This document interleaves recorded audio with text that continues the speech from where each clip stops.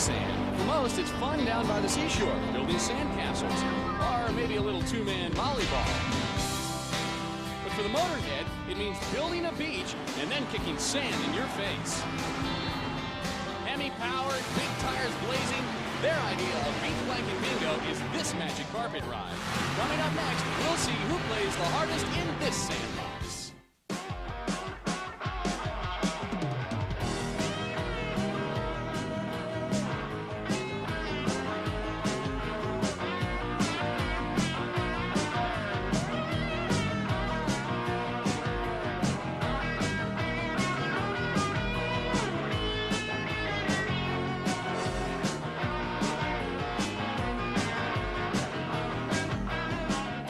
Today is a big day of firsts here on Trucks and Tractor Power. It's the first time we've ever been in Michigan, the center of the automotive universe. We're at Kalamazoo, Michigan, at the Kalamazoo County Fairgrounds for the Great Lakes Nationals.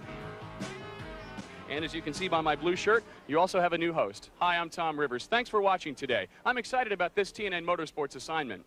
The biggest first, though, is that we've added a new wrinkle to the sport of mud racing. Sand will replace mud in the pit. Now, you're still going to see a lot of the same NMRO racers we've seen over the years here on Trucks and Tractor Power, like Fred WILHITE in the Money Pit. But as far as today goes, I guess we'll be calling them sand draggers. Now, let's see if everybody's ready. Chad, are you ready? Yeah. Okay. Jenny, are you ready? Yeah, baby, I love this. Okay, for more on today's action, let's go to Army Armstrong. Army? Hey, Tom, welcome aboard Trucks and Tractor Power. Good to have you on board. Changes the drivers will have to make in order to adjust to the sand are as follows. You'll adjust the four-link bar to get the right angle. You'll come up here and you'll get a softer spring on the shock absorber here, okay, to let the car squat. You can go into the third member in the rain gear and pinion area and change the gear ratio. Plus, the drivers are all saying you're going to have to run more air in the tires because when you go to the starting line in sand, you know you're going to be able to plant the horsepower. It will bite you up there. Knowing you're going to need more horsepower, a lot of the drivers are making major changes in the engine compartment in the form of the blower. Look at the pulley I'm holding in my hand, how much larger it is than the pulley that is on the vehicle now. Keep in mind, the smaller the pulley, the faster you turn the motor, the more air goes in, the more fuel you can mix, and the more horsepower you make. Basically what I'm saying is you wind them tight to go 180 feet. There's a look at Jeremy Finley, driver of the S-Kicker, his last Class 5 win coming at Essex Junction, Vermont, a year ago. Prior to the race, we got a sampling of opinion from some of the drivers, like Mike COMELLA in Bonkers, about the new surface and how it would affect the racing today. We do a lot of sand racing indoors all winter long, and sand a little easier to control the car, and it's not as hard on parts. You know, you're not getting airborne as much, not over revving the motor, and it seems to be a nice smooth ride. I think we're going to see some fast times this weekend. You don't have the mud and stuff spraying in your face, and you get a little more bite on the line, and you need a little more power down the end. The cleanup is almost zero, and the hook is almost double. It's pretty neat. On the sand, we run it all winter, so now we're pretty much coming out the outdoors, 180 feet. Usually indoors, I carry the front end, the whole length of the track. Now I'm hoping I don't do a wheelie all the way. Might catch the lights with my back tire, or I might flip it all the way over, so we're going to have to see what happens today. There you have it, Army. We heard it straight from the drivers' mouths. They all like the sand. You'll see Mike COMELLA pulling up to the sand pit here. It's very similar to the mud pit, 180 feet in length. At just over 18 feet in width, though, it's about 3 feet narrower than the mud pit. Now, COMELLA rolls in the starting line with a 509 cubic inch big block Chevrolet. He knows what it likes to win. He's found a combination. He has stepped up into the upper echelon of the sport. In the other lane, meanwhile, you got the Behrman brothers coming out. Mike Behrman in the far lane, COMELLA in the close lane for the camera. Whoa! Well, almost high-sides that rascal in the shutout area. So I'm impressed. My first shot on sand, DQ'd. He ran out of bounds. And Behrman's got a 2.472, which is quicker than we normally see. All the drivers were telling us as the replay comes up that you can stick the horsepower. That's exactly what he does. All four corners stick, then it drifts to the left. He does a wheelie, did everything he possibly could do to get through that run, and still was disqualified. Let's send it down to Army to find out what happened there. From our viewpoint, it looks like you actually had it up on two wheels. Yeah, I did. It got a little bit out of shape, and it came up on its side. I thought we were going to go over, and I just had to drive it. Just glad it stayed upright, man.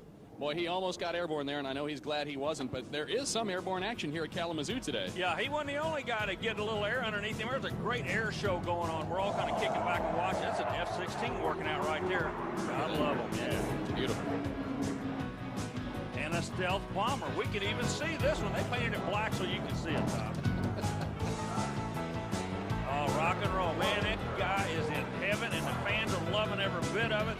Welcome to Kalamazoo. You got a B-52 that made a flyby for it, so plenty of action today. Plus, they didn't forget the vets from WW2 heading towards Normandy, I heard. Welcome back. There's one youngster traveling in style. Now let's send it back to my friend Army. Hey, Tom, I noticed something on the front of the vehicles today that all the blown guys are running. They're called little limit straps right here. What it is, you notice the slack? Well, that will let this front end drop this much before it tightens up. What that's going to do is cause these guys to drop the front ends out from underneath them and then go into those wheelies we've been hearing about all day long with the big horsepower motors. Back to you, Tom. Thanks, Army. Back on the line, you'll see Brian Fry in Midnight Special in the near lane. One thing we want to mention, we talked about the length of the pit standard. We talked about the narrower width. It's also 18 inches deep at the start and narrows up to 12 at the end. He's going to be racing Jeremy Finley. The time to beat, 2.472. And believe me, Finley is capable of doing it. Matter of fact, both drivers can bump this number 18 inches. Why is it thicker on the start line? Real simple. That's where they're going to be digging it up more. It does taper to that 12. Well, they're tearing through the sand. I don't know if that's going to beat the fast time on the track. Jeremy Finley gets a 2.54, and I'm getting word that Brian Fry is 2.85. Both good numbers, but Finley capable of going much quicker. We're going to watch a replay. All four corners plant, but about the 150-foot mark, something happened to the vehicle and instantly killed his horsepower, Tom. Let's see if we can find out exactly what it was. Army, can you find out? Jeremy, the car sounded real good, and it all of a sudden shut off. What happened?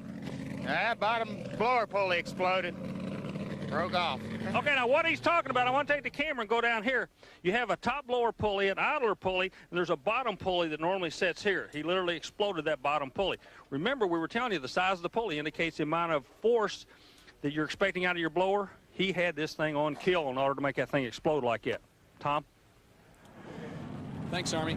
Fred Wilhite did the money pit, obviously one of the best names in this sport, pulling up to the line now from Decatur, Illinois, but every event he goes to, he's a player. We've had two passes so far. We've seen a wheel stand out of the near lane and a blower pulley come off in the far lane.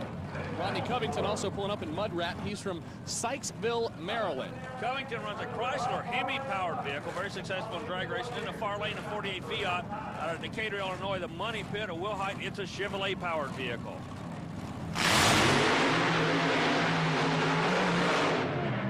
You got the wheel stand again there, didn't you? I'm liking this sand racing now. Believe me, Wilhite a 246 with a 6. Rodney Covington not quite as fast. Mudrat only ran a 2.86. You know, we're going to go back and show you something interesting. Notice how he lines up halfway in and halfway out of the tracks of the man in front of him to plant the horsepower. Then goes immediately into a wheelie, single wheels it, back pedals, and is back on the throttle again. Kind of like diving off a high board. Once you leave those toesies off the board, you're committed. In the other lane, Wilhite made a real good run. He kept all four corners pretty well planted. And I tell you what, Wilhite, as usual, is a player. 2.466 makes you the man of the day, and you seem to like this sand out here, Fred. Yeah, Army, it's like we talked earlier, it's some trick stuff. It's great. It'll definitely hold the horsepower, won't it? Yeah, it felt like the car was just set up perfect. It carried the front wheels just a touch off the ground, which is ideal. You don't need no big wheelies, and it was in forward motion. I liked looking at the cameramen down there. I went a little farther than I should to give them a scare. I can assure you, he had that cameraman's full attention. Back on the line, Dan Brown in Mind Games. Brown is, of course, not a teammate, but a compadre to Fred Wilhite.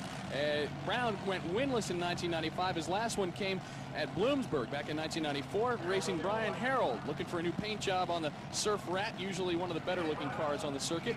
And they're going to tear up the sand here at Kalamazoo today.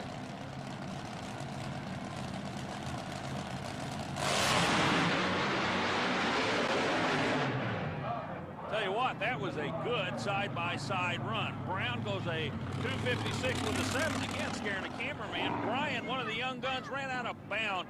That's a tough break. Brian and his dad are really starting to make a name for themselves in the sport. Replay comes up on the screen. It's a good drag race, but Brian hooks a rut, gets a little bit out of bounds. He does not backpedal. He stays in the throttle, and that's what cost him. Dan, tell us about the lanes out there. Is there a good or a bad lane developing right now? Right now, Army, that left lane's nothing there. You get out about half track, you're catching air, and then it's real narrow down on that big end. It's only 16, 18 foot wide, and it's like threading it through a needle down there trying to get through them cones. Well, you're going to keep threading the needle. You know, in mud racing, they call these groundhogs, but they aren't the only groundhogs in this beautiful country of Kalamazoo. We found some real ones right alongside the track. Take a look at that. Eddie and Lucille. Good animals. We'll be back with more in a moment. The greater Kalamazoo Battle Creek area is Cereal City, USA, with the headquarters of both Post and Kellogg's right here. We're at the Kalamazoo County Fairgrounds, and we've discovered 3 things. Number 1, you can't go to the line with an empty tank. Number 2, you can't call a sand drag on an empty stomach. And number 3, there's never a bad time for cereal. So while I sample some of the local favorites, let's turn it back over to Army for more of the action. Well, from Tony the Tiger to Tommy the Trooper, while you're enjoying your great bowl of cereal, I'd like to steer you over for a closer look at some of the front end of these mud racers. The mud racers are starting to use rack and pinion assemblies similar to those used on stock car racing, and a rack and pinion is in this area here, and they normally run a steering damper to keep the front end from bouncing around. The damper normally is about the size of this piece here.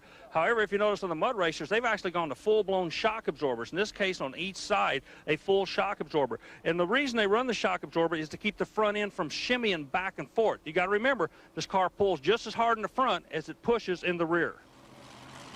There's Joey Quick. It was his rack and pinion we were just looking at. He's on the line, and he's going to be racing Martin. Yeah, Tom Martin in the Quaker State Quick 50 Special.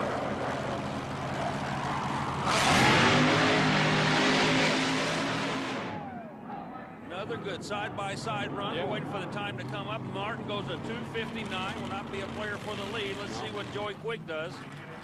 His time's going to come up at a 2:66. So the track's staying good, but not really great. And here's a guy that's going to have to run on that track, Gary Osteen in the 56 Dirty Bird. Gary with the lean cuisine version of the 56 T-Bird. He runs the big Ford horsepower. It'll be a classic fight, Ford versus Chevy.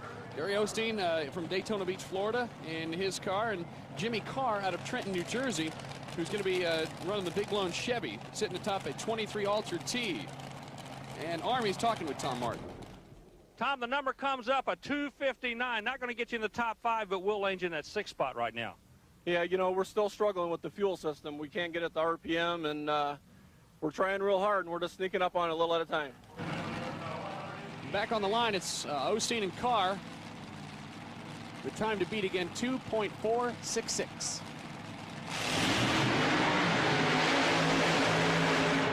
Whoa, Osteen moved first. Ran strong with the abbreviated version of the T-Bird of 2:57. That's a number. Meanwhile, Carr at 2:58. They were right together. That was a great race. You saw them, both of them doing a little wheelie action there, though. That track is just fast. They're transferring the weight perfect. They're getting light on the front end. Even though all 4 corners are steering, you want to be light on the nose, and that's exactly where they are. He was real light on the nose there, wasn't he? Yeah.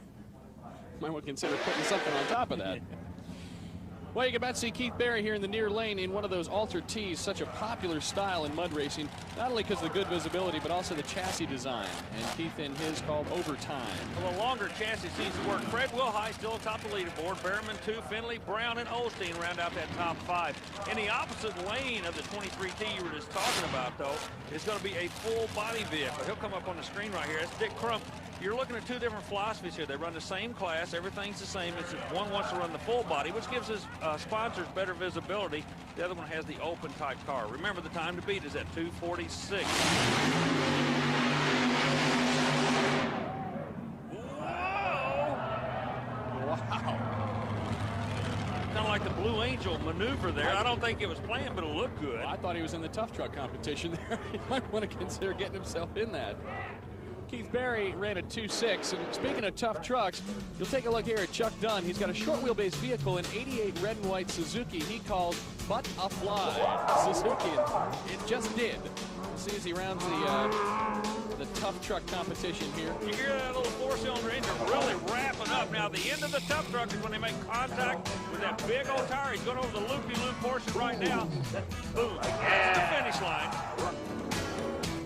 Now you see Mike Blackboard, an 83 Ford Ranger with the trick off-road suspension that, take a look, did him absolutely no good on this run. He just nosed that one in, and obviously on the left side, you see he's got a real, right side rather, you see he's got a real problem there. It was after the run that we got a chance to catch up with him and ask him about it. Are you going to be able to fix this? Yeah, we'll be back at 6 o'clock tonight. Probably get to know your truck pretty well then. Oh, yeah, we know it real well. It won't be four-wheel drive when it comes back, but it'll be racing. He's got a 10.5 for style points, though. John Chandler's got his 78 Ford pickup he calls white trash. I assume he's going to finish the paint job soon. Take a look. I've never seen a garbage truck do that, Army. Well, I'll tell you what, plus these guys take the rifle rack out of the back for better aerodynamics of the word. Basically what we're saying, they're fun, and these guys are really getting after it. Yeah. Vehicle named after your friends in high school, this guy is really running hard. Oh, I'll tell you the loopy-loos, watch the big tire. He missed it. No, he hit it, yeah. He got it. He nipped it off right over the edge there and had a great time. 21.71. You know, in the show and shine area, we ran into some tremendous detail. Notice the lettering on one side, exactly opposite on the other. The bed of this truck, it actually looks like some kind of monster is crawling out of the back of the bed. And if you like blue, what can we say about one of the most beautiful supercharged trucks we've seen? Tom found something he really liked. This is a picture of what Mike Dykema's 1986 Ford Bronco looked like when he bought it stock. In just 2 winters, okay, they were long Grand Rapids, Michigan winters, he's created On the Edge. Mike started with the 3-inch body lift and a 4-inch suspension lift for a total of 7 inches of additional ground clearance. He modified the 351 Windsor to develop 500 horsepower with nitrous. But don't think this one lives on a trailer. Mike drives this truck daily. He assures us he keeps it under 65, though. There's lots of attention to detail. Suspension, drivetrain, and engine are all color coordinated. The interior features 4 Eddie Bauer bucket seats and hand-fabricated overhead consoles. It's topped off with a set of KC highlighters. And check out the custom airbrush scene on the hood of Taz dining on a Chevy piston and ignition system. Now that's attitude. Stay tuned for more Trucks and Tractor Power on TNN. The four-wheel Jamborees are part of the Special Events Performance Series featuring a weekend of four-wheel fun. There's the manufacturer's midway, or check out all the chrome and polish in the Show and Shine competition. Contact the Special Events Promotion Company to find out more about the Jamborees and other special events, Performance Series events. Before we go to our final pair, let's show you some of the quick highlights. Roger Sherwood in Stressed Out. A nice 2.592 pass out of the far lane. Jack Frost in Insane in the Membrane in the near lane. Good straight run. He clocks at 2.583. And Mike Lane in the far lane with Wicked Sensation. That 2.575, 5th quickest time so far. 21 thousandths ahead of Gary Osteen. And the last pair to roll the line featured Chuck Knoll. This guy's a 1995 Class 6 Jamboree paddle tire champion. He's all the way up from South Florida. He would like to win again here today. He'll be facing Al Jones in the Mud Hen, who makes the tow all the way from Idaho. And Army takes us for a closer look at it. The Mud Hen of Alan Jones showed up at Kalamazoo with a unique engine setup. Big block Chevrolet, we've seen that before, but look at here, a Whipple supercharger known for making awesome amounts of horsepower, but atop the Whipple is an injector unit that is setting backwards. When asked why he put the injector backwards on the vehicle, he said, hey, the game is only 2 seconds long, is only 180 foot in length. That motor doesn't know front from rear when it comes to making horsepower. Interestingly enough, the two who've come the farthest to get here to Kalamazoo are going to be the two that go last. And they both still feel they got a chance to win this thing. That's what's interesting. That's what's so great about the sand. Whoa, Jones impresses me, Tom. Wow. Look at that, a 241. That's quick. Chuck Knoll with Stepchild at a 2.750. And the 41 wins it on the last shot of the day. Wow. Well, the replay, it was just a perfect run. Look, he just plants it. Not a lot of lift in it. Just making horsepower. Like you said, that motor didn't know which direction it was going, but it was going fast. Look at the leaderboard. There he is, Al Jones with a 2.41, followed by Wilhite, Behrman, Finley, and Brown. Army? Hey, congratulations on your first win of the series. Everybody said that you were going to be a player. You just need to find the right combination. I think they dealt that hand to you today, didn't they? Yes, they did, Arnie. And like I said it before, I got to thank all my sponsors, my mechanics that stuck with me over the last 3 years. We finally got our first win. I'm really happy for Schwing and CPR Concrete Pumps are sticking with us. So Alan Jones getting congratulated here by Fred Wilhite, who ends up getting edged out by 5/1000ths of a second. Jones showing he can play in anyone's sandbox. So I guess now we get to kick back and watch some more of the Kalamazoo Air Show. Army, all in all, I was pretty impressed with the sand pits. I tell you, just like at the start of the show, all the drivers said it would hold the horsepower. That is exactly what it did. Air show is going on overhead. Kalamazoo is a great place to be this weekend. I'm glad we had a chance to be part of all the action. You know, we keep looking forward each and every week to coming back. So for Tom Rivers and our entire crew, I'm Army Armstrong. We'll catch you next week on Trucks and Tractor Power.